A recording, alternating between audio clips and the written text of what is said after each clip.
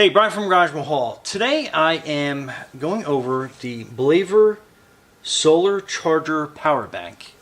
And you can see I have another power bank here, but this one works awesome. Just to kind of give you an idea. I love the fact that it has like the 4 solar panels. It snaps together. It has a big light on the bottom. Has a flashlight in the front.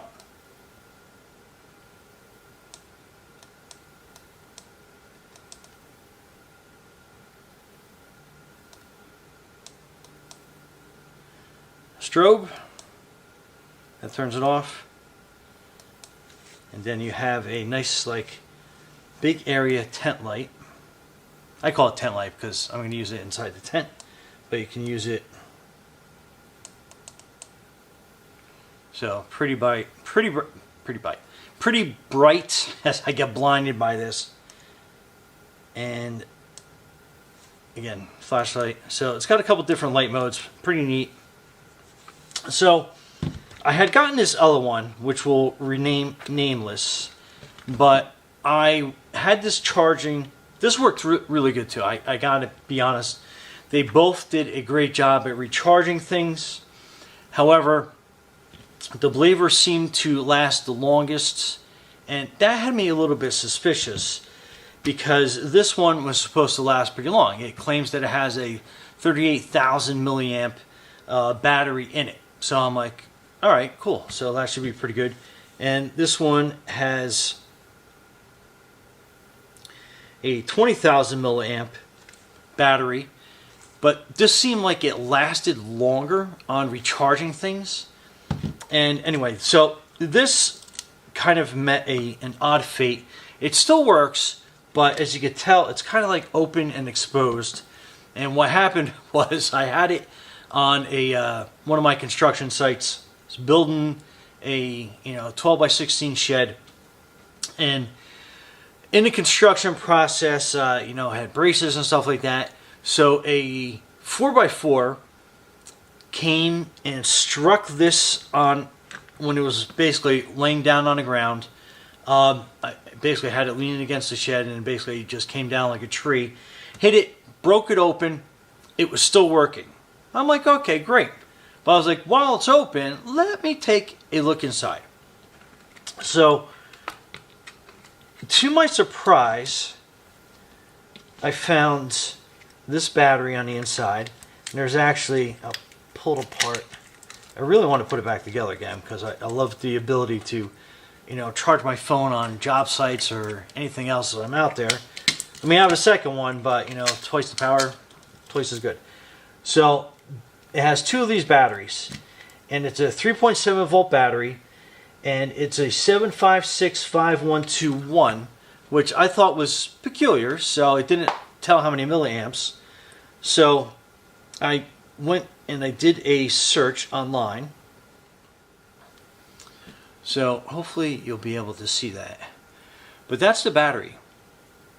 And if you notice right here, it says 8,000 milliamps. So since this has 2 of them, that's 16,000 milliamp batteries. Milliamp hours, I guess, is how you break it down. But on the back of this one, it clearly states 38,800 milliamp hours. And I can kind of like show that a little bit closer. It's probably going to give away what this is, but you can kind of take a look at it. So right there. So, again, I really like this as well. It just didn't charge as long as the BLAVOR. This seemed like I could charge my phone more, I could charge my tablet longer, and this one, not so much. So it just made me wonder, because this battery is almost half the size, 20,000 milliamp hours. It's almost like half the size, mAh. So I was kind of like stumped. I honestly was.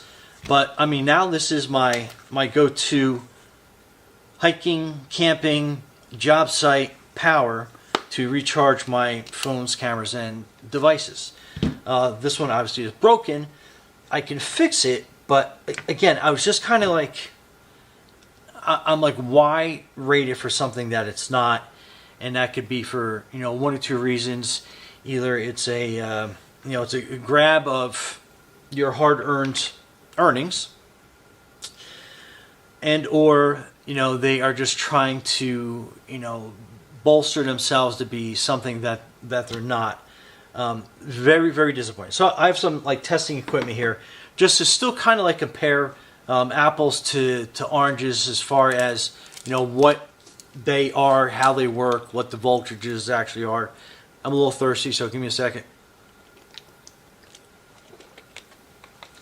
So let's dive a little bit deeper. So first I have it's a USB digital tester, and what this does is it tests the voltage that these units will put out. Now it's a little weird and difficult because for one thing, sometimes if these devices start picking up a little bit of outside energy like from solar, it can skew it. Hopefully my studio lights aren't going to give it any extra power than it's actually going to put out. But so I put that in, and it should say welcome, but I think I got to flip this over onto that side so we see that. All right, so that is showing what the voltages actually are. So it's showing 5.18 volts, and obviously it's not really drawing any current right now, but to kind of give you an idea. So hopefully you can read that number on there. If not, I think, let me do some close-ups while we're filming here.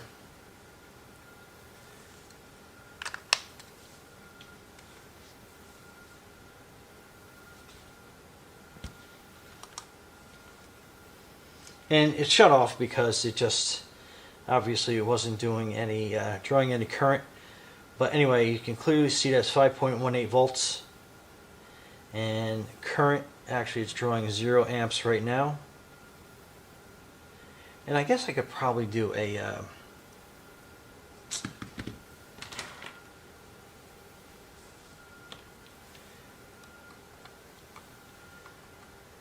USB out.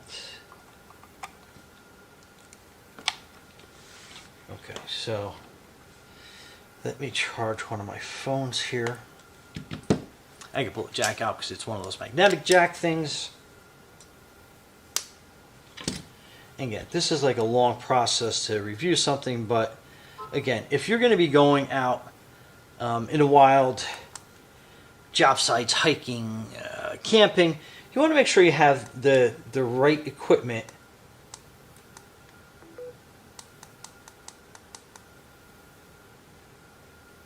Let me turn that light off. Okay, so here it is. It's charging. Let me turn the flashlight off.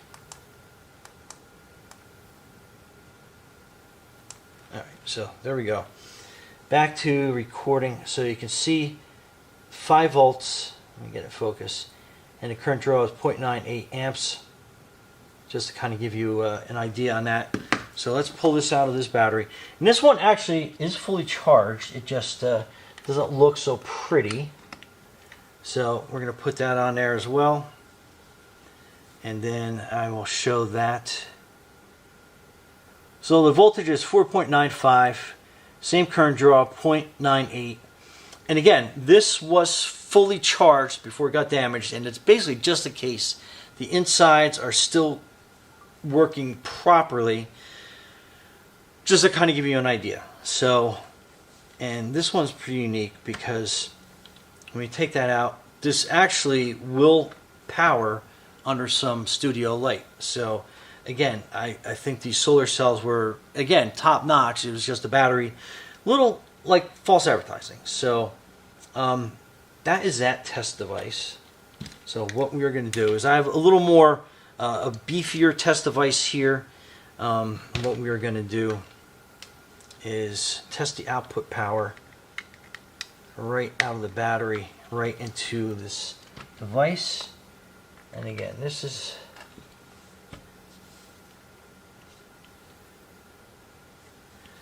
and that may not, you know what, I can probably do both of these at the same time, just to kind of give you an idea. So this will test it as we plug into the other one. Okay, so this is reading. So this is good. Let me record this from this side. So again, this was the broken one, and still 4.9. It's putting out 1.43 amps.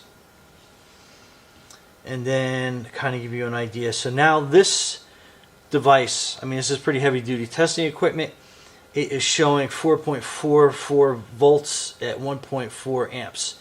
So it's not even putting out 5 volts. So if you were going to recharge something, this thing's not giving you the correct voltage. So let's hook up the other unit so we can really kind of compare apples to apples. And then I guess I can probably turn this around better so it reads better. So again, 5.1 volts, 1.42 amps. And this one is putting out a little bit better, 4.59, 1.4 amps. So again, that's coming through this little test device into this one. This one's a little more accurate, I would say. So let's disconnect this completely and we'll run it straight through and see what kind of voltage it's actually putting out. Okay, so now it's running straight through into this. The voltage went up to 4.67, 1.4 amps, and to be fair, so this is 4.67. Let's go into the broken one.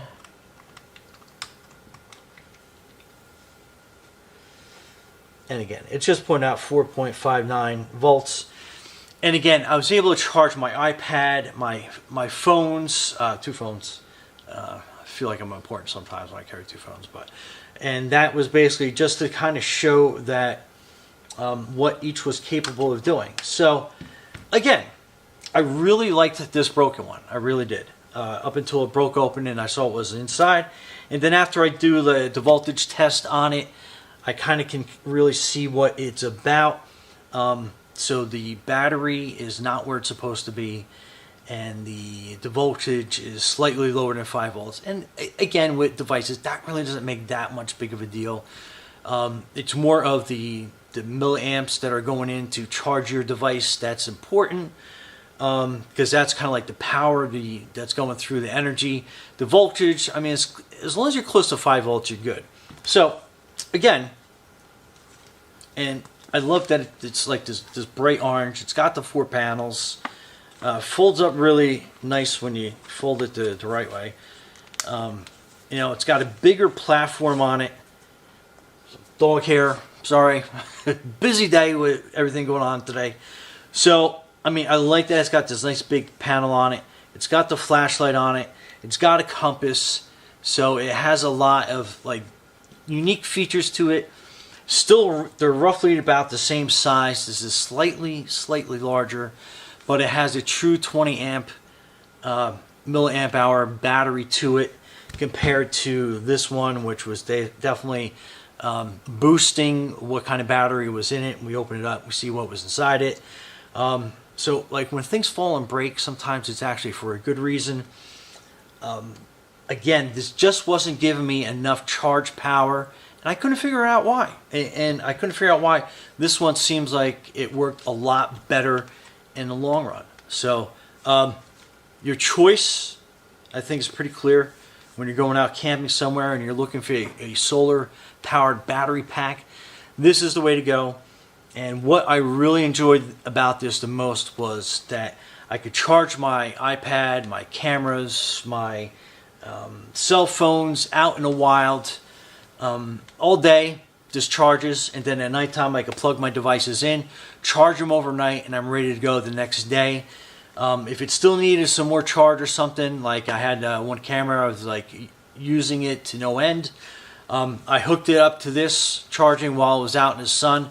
So I was charging the battery, I was charging the camera, all at the same time, and I was able to go a week camping without having to worry about any power needs or bringing, you know, like 5 or 6 times the size of this on a camping trip when I could put this in my backpack, no problem. I can even put this in my back pocket, and then anytime we'd stop somewhere, I'd pop the panels out, make sure that I was getting enough juice to go. But anyway, this will last you a whole week or longer, actually almost indefinitely, as long as you have good sun. Even a partial sun, it works well. And you can be out in the wild and you're able to charge your phone and your devices and keep this charged the whole time. Unlike a regular battery cell, I usually have one floating around on a desk somewhere. Unlike a regular battery cell, you bring it, you deplete it, there's no way to charge it when you're, out camping. Anyway, long review, but I just wanted to kind of cover all bases with everything, just in all fairness to all the products and devices out there. But this is definitely, without a doubt, my choice for camping, hiking, out on my construction sites, my other businesses, be bopping around the yard. I have a pretty big yard. I don't have electrical outlets at the end of the yard, so this is great if I'm doing a lot of creative work outdoors.